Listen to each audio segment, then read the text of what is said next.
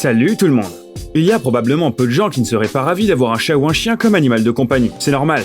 On aime tous prendre soin des animaux, les dresser et ressentir leur amour. Mais certaines personnes trouvent qu'avoir un British Shorthair ou un Corgi c'est trop ennuyeux, et elles préfèrent tenter d'apprivoiser des animaux sauvages. Il est vrai que beaucoup d'entre eux semblent incroyablement mignons et complètement inoffensifs quand ils sont jeunes, mais que se passe-t-il quand ils grandissent? C'est ce dont nous allons te parler dans la vidéo d'aujourd'hui. Alors n'oublie pas de t'abonner si ce n'est pas déjà fait, et allons-y.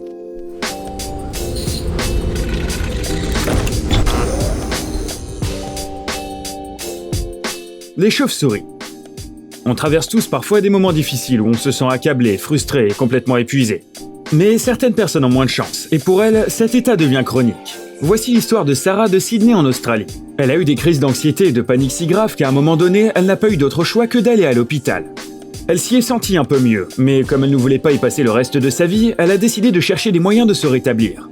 Lorsqu'elle a rejoint une organisation bénévole locale qui aidait les animaux sauvages, elle n'aurait jamais pu imaginer à quoi cela allait la mener. C'est là que Sarah a rencontré et tissé un lien très spécial avec une étrange chauve-souris nommée Banksy. C'est vrai que leur amitié peut sembler étrange pour certains, mais la chauve-souris et Sarah avaient vraiment beaucoup en commun. En particulier un TDA, trouble du déficit de l'attention, qui ne leur permettait pas de vivre une vie normale. C'est ainsi que Banksy, qui avait perdu sa famille à un très jeune âge, a trouvé une nouvelle mère, et que Sarah a rencontré un ami qui la comprenait parfaitement. Mais l'histoire de l'amitié entre la jeune fille et ses créatures inhabituelles ne s'arrête pas là. Elle a transformé le jardin de ses parents en un centre de réhabilitation pour les chauves-souris sauvées par des bénévoles. Selon Sarah, ces animaux ont tellement fait pour elle qu'elle estime qu'il est son devoir de consacrer sa vie à les sauver. Le capybara. Lorsque Mélanie, résidente américaine du Texas, a rencontré Gary pour la première fois, ce fut tout de suite un coup de foudre. La rencontre était prévue, puisque la femme avait acheté le capybara à son ancien propriétaire qui ne pouvait plus s'occuper de lui. Mais Mélanie et son mari Richard étaient tombés amoureux de ces animaux extraordinaires bien avant cela, lorsqu'ils ont vu un capybara pour la première fois lors d'un voyage au Venezuela. Le couple était tellement fasciné par l'animal qu'ils ont décidé d'en prendre un comme animal de compagnie. Selon eux, ce n'était pas si différent d'un chien ou d'un chat. Et c'est vrai, puisque le capybara a toujours été domestiqué en Amérique du Sud. Aujourd'hui, Gary pèse une 50aine de kilos et vit comme un roi. Il dort dans le même lit que ses propriétaires, se rafraîchit dans une piscine privée les jours de grande chaleur et communique avec les autres animaux. Un cheval, des lapins, des tortues, des chiens et un chat. Il aide également son propriétaire à donner des conférences sur la vie sauvage aux écoliers. On dirait bien que ce rongeur insouciant n'aurait pas pu imaginer un meilleur destin. Le castor. Cet adorable animal nommé Bucky avait perdu sa famille et sa maison alors qu'il n'avait que 4 jours. Heureusement, le minuscule castor avait été retrouvé par une gentille famille de la province canadienne du Manitoba. Ils étaient tous très heureux d'accueillir l'animal perdu et le considèrent depuis comme un membre de la famille. Cependant, à l'approche de l'hiver, ils se sont heurtés à un sérieux problème. Bucky essayait de construire un barrage avec tout ce qu'il pouvait trouver. Des chaussures, des serviettes, des brindilles, toutes sortes de choses. Le regard des fers était à la fois drôle et un peu triste, mais la famille ne pouvait pas relâcher le castor dans la nature. Il aurait été tué par d'autres castors, qui n'auraient vu en Bucky qu'un être faible et sans défense. Alors ses nouveaux parents humains sont certainement la meilleure chose qui pouvait lui arriver après une telle tragédie. L'hippopotame. En 2000, le Mozambique en Afrique a été frappé par des inondations dévastatrices qui ont fait des centaines de morts et de disparus. Cependant, la tragédie n'a pas seulement touché les gens.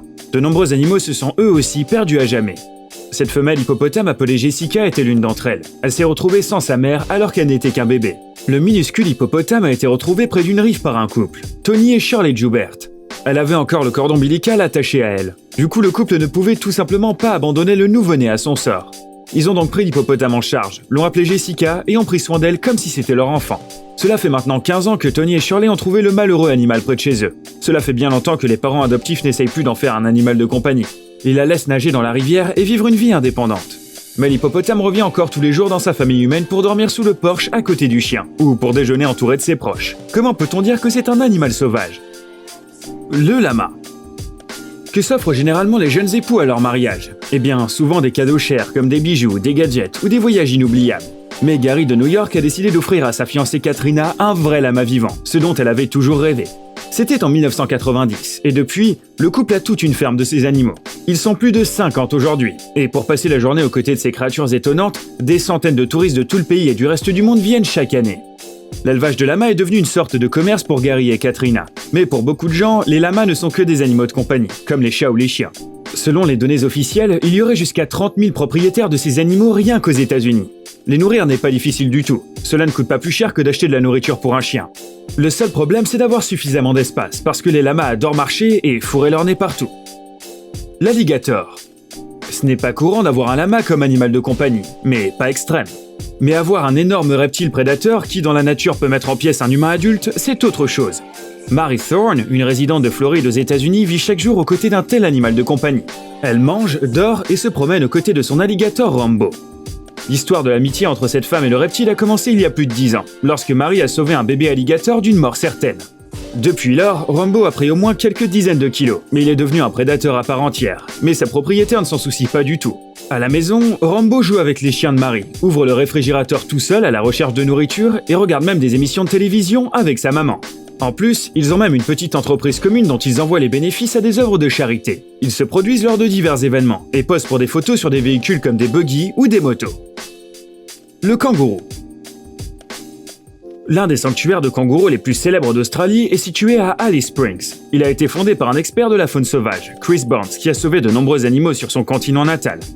Regarde les adorables Rex et Ruby qui sont nés dans le sanctuaire il y a 5 ans. Dans cette vidéo, tu vas pouvoir les voir sortir de la poche de leur mère et essayer de sauter sur le sol pour la première fois. Ils ne sont pas très rapides, mais ils sont tellement mignons. Le lynx roux. Ce couple de l'État américain du Texas pense quant à eux que leurs animaux de compagnie sont mieux que n'importe quel chat ordinaire. Imagine, tu n'as même pas besoin de les dresser à utiliser la litière. Ils utilisent les toilettes tout seuls, tout comme les gens. Il s'agit quand même de 2 lynx roux, Gypsy et Monaco. Melissa et Mick disent que les lynx sont très paisibles et qu'ils dorment même sur le lit avec eux. Parfois, ces animaux ne se rendent pas compte de leur force et mordent leur maître un peu trop fort, mais ils ne sont jamais vraiment agressifs, affirme le couple.